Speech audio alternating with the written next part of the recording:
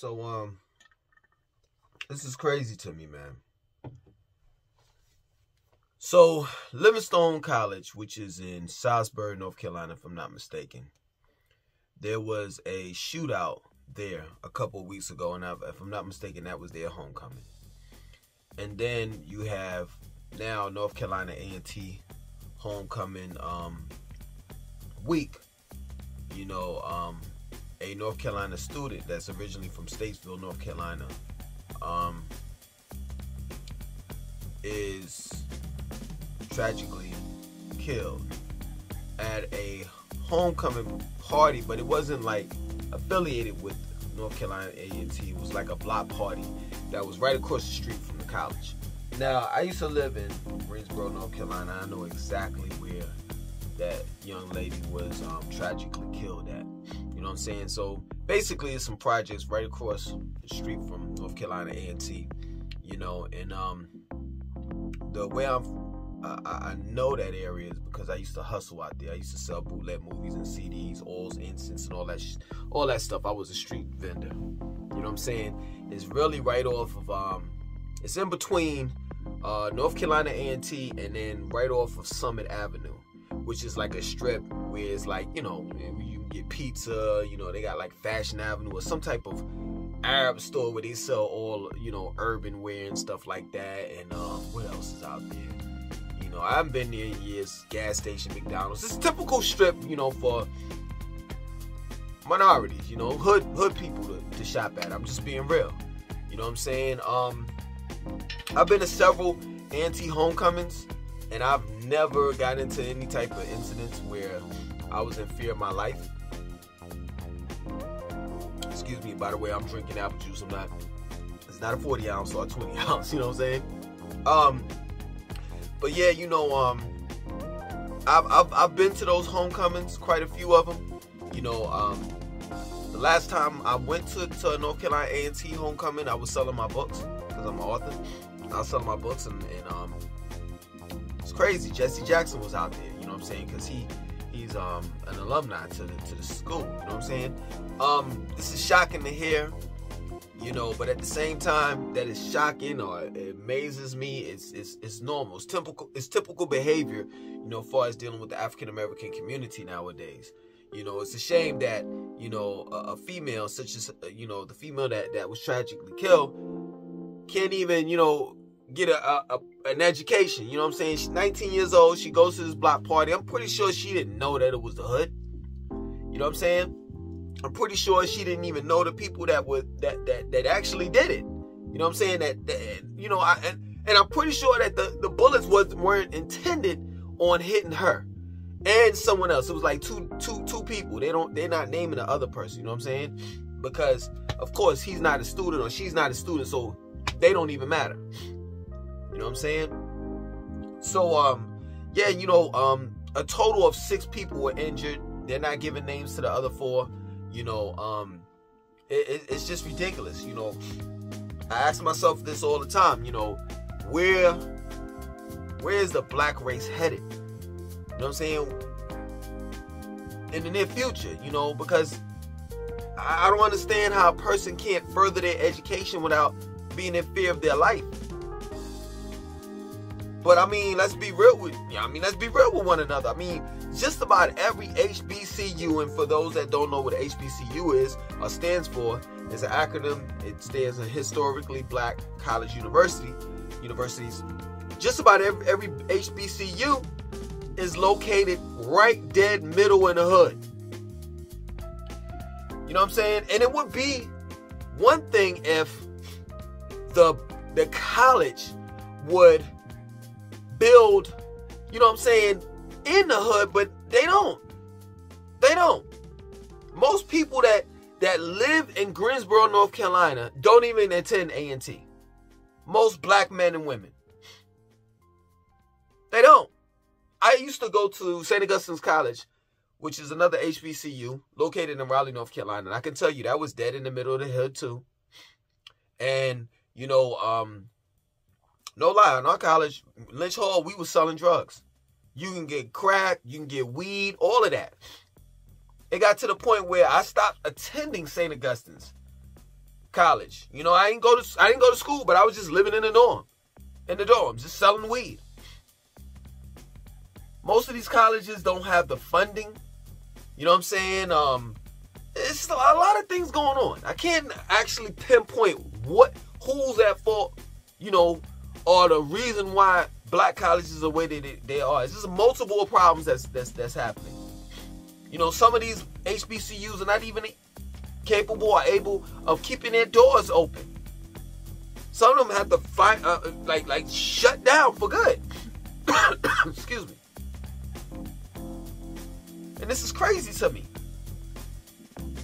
Because in the beginning, HBCUs were created because we weren't able to attend white colleges.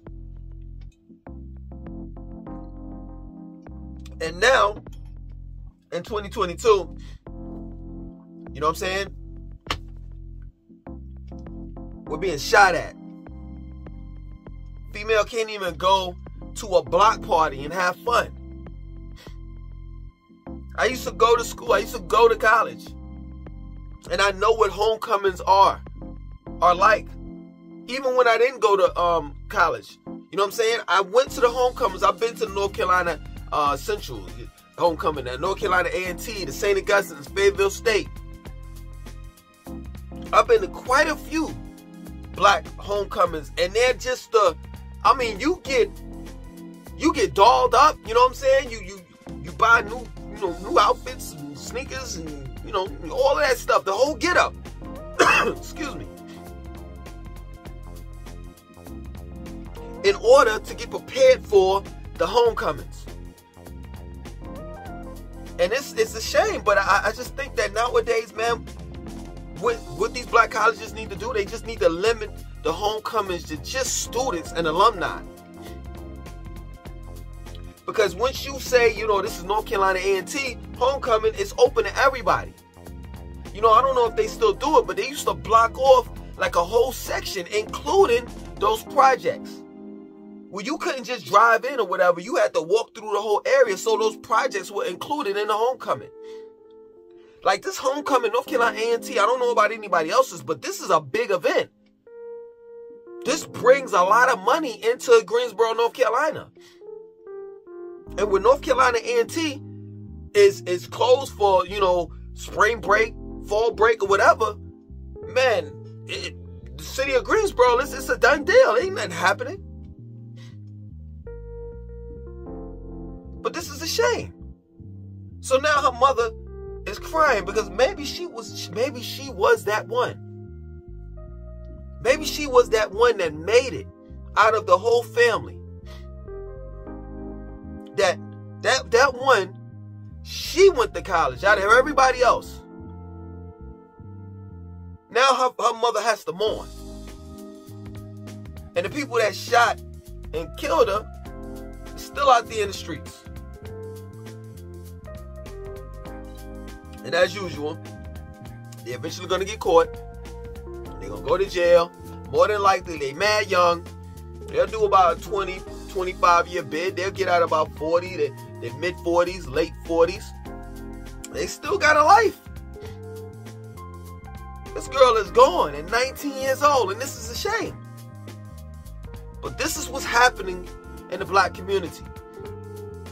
But when I talk about it, right, people want to silence me. People want me to talk about other things. The positive things that black people are doing, as if there's a lot of positive things that's going on as a collective. As individuals, yes. As individuals. I could talk about how black women are succeeding. They're furthering their careers. But are they doing it with or without the black family? You understand? And this is not a shot towards black females. It's just the truth. If we're not doing it as a collective, then it ain't no positivity in that. It's not. We could talk about individualism, individual success in the black community all day, every day. But let me ask you a question. Do non-blacks talk about individualism? Or do they talk about themselves as a collective. When you look at the Chinese and the Japanese, what are they known for as a race? They're great mathematicians. When you think about the East Indians, what are they known for? They're just like the Chinese. They're in the tech world. They're taking all the tech jobs. The person that runs the Lowe's, that building that they got in South End right now, that's all, tech jobs. The CEO, if I'm not mistaken, I may be wrong, is an East Indian female.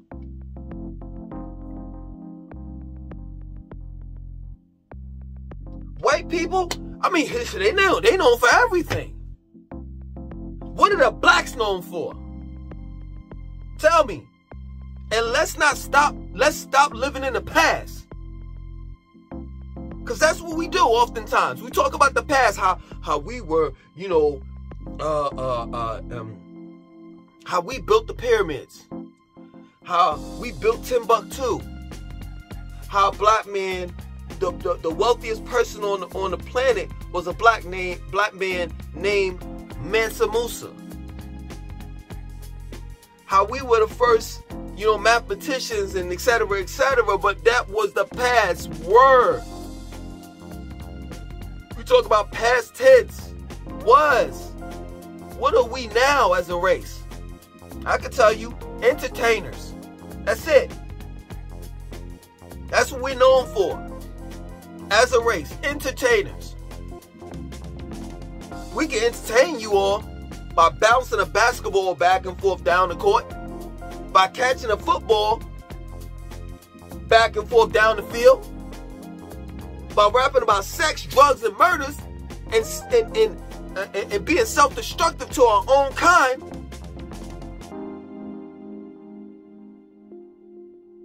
By singing about everything else but love, specifically black love. Yeah, we can entertain you all with that. But what else is there? As a collective.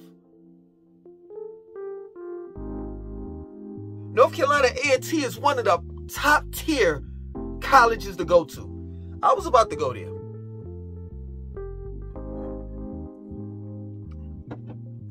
You know what I'm saying? But I lost interest in furthering my education once I got to St. Augustine's. No lie. St. Augustine's was at, I don't know what it is now, but it was a hood school. And I'm gonna tell you why I sold drugs. I sold weed. You know what I'm saying? Because I couldn't afford my books. I barely got in the school. You know what I'm saying? I had to get a Perkins loan in order to pay for my room and board.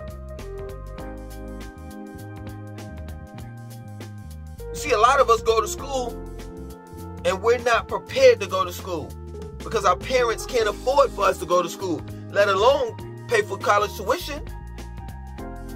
Because it's not just college tuition, it's room and board. You know what I'm saying? You got to get your meal ticket, which is, your card. You go buy your student ID. And they give you 3 basic meals per day, breakfast, lunch, and dinner. And then the cafeteria closes at 7 p.m. So from 7 p.m. to 7 a.m., you just got to starve if you don't have like a small part-time job going on. But when are you going to be able to study for your classes? When you have tests and stuff like that.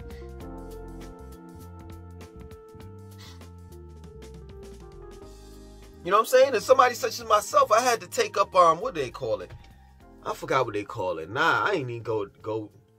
I hardly went to that. You know what I'm saying? To pay back my Perkins loan. You had to work. I forgot what they call it. You had to work your Perkins loan off or whatever.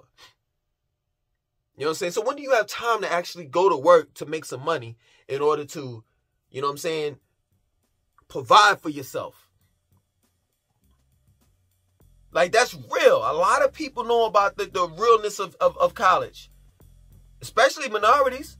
There's a reason why Oodles and Noodles is famous. It's infamous. You know what I'm saying? I mean, right now, you probably, what is it? Oodles and Noodles, you get what? 1 for 69 cents? 2 for $1.59 or some shit like that? But back in the days, you can get 6 for $1. Man, I used to get the Cajun chicken, the Oriental, the regular chicken joint, MSG in it. Later on, I found out that Oodles and Noodles was made out of like the same type of ingredients that they make with a styrofoam cup. Make for a styrofoam cup. No wonder why it was mad cheap. MSG in it. Yo, it's crazy, man. It's crazy where our race is at right now. It's crazy. Crazy, man. Yo, this is my word. I know this is off the subject, but I talked about this place called Wings Over Charlotte, right? And I was like, yo, I talked about this about 2 months ago when I first saw it opening in the Still Creek Rivergate area, right? In Charlotte, North Carolina. I said, yo, something's bad is gonna happen. You know what I'm saying? I looked at the hours, I'm like, yo, this place is open at 2 in the morning. They serving nothing but chicken wings? Oh my God, that's you only asking for trouble. And I'm not trying to be funny. It's two beings that you don't feed chicken to after a certain time. One is, you know that. You know this. One is Gremlins. You don't feed chicken or any type of food, you know what I'm saying, after 12 o'clock. The Mogwai, they turn into Gremlins. And then 2 is, you don't feed or serve chicken to black people after 7 or 8 o'clock at night. Even Kentucky Fried Chicken shuts down. But not this place, Wings Over Charlotte. They serving chicken till 2 o'clock in the morning. And lo and behold, just last night, I'm going to show you all the footage. Just last night, some shit popped off. Watch this. I told y'all, look at this. I told y'all this was about to happen. Told y'all this shit. What'd I tell y'all? What'd I tell y'all? What'd I tell y'all? I knew it was some bullshit. I knew it was gonna happen. What'd I tell y'all, yo? What'd I tell y'all? About to get in a fight. This is crazy. Wings over chicken, about to get in a fight. This is crazy. Now let me give you the scenario. I didn't know what they were beefing about. All I know is I drove up and I was going to Harris Teeter grocery store to get some things. This is after 10 o'clock. And they out there beefing about the fight. And let me tell you something, seriously. My dumb ass, what I should have done is got back in the car and drove off. Because I could have got caught up into that mess. And anything could have happened. They could have pulled out guns, started shooting back and forth at each other. You know what I'm saying? I could have got hit. Don't matter if I got a firearm on me or not. And to be real with you, let's just say if I fired back in response, do I really want to go through the legal process? You know what I'm saying? Of saying, yo, I retaliated in self-defense and all. I don't want to go through all of that. So that was dumb on my part to record that like that. And I'll never do that again. But this is just an ordinary night. I didn't know that this was going to happen. But it just further proves my point. That black people have lost their goddamn minds. And it's just that plain and simple. Here it is that this female is trying to further her education. And now her life is cut short. Based on a couple of knuckleheads. I bet you it was over some dumb shit that could have been easily avoided and broken up. But this is what happens. You gotta look at that man in the mirror. Can't blame it on the white man anymore. Can't blame it on any man. We are our own worst enemy. Just that plain and simple. And let me tell you something. You know, a lot of us are Democrats. I'm making a point. A lot of us are Democrats, and we think that, just, you know, the power's in the vote. That things would change because the power is in the vote. I'm going to say this, and then I'm going to end this. Let me explain something to you all. If you want change, right, and you want that change in your community, your black community, you're expecting change, and you are holding your politicians accountable because you voted for them, I'm going to tell you something, black people, and you need to take this with you. Keep this in mind. Politicians are not elected. They're bought. That plain and simple. Every politician that's on Capitol Hill has been bought. This is the problem. That we're not funding their campaigns. We're not contributing anything. We're not straight up and down. We're not supporting them. So why would any type of politician want to do anything for black people when we don't do anything for them except for vote? That's it. The only paper we give them is the ballot, our vote. That's it. Nah, man. That's not how the game is to be played. Politicians are bought, not elected. Other than that, my name is Langston2092. I want you to like, comment, subscribe, and definitely share this video. Peace.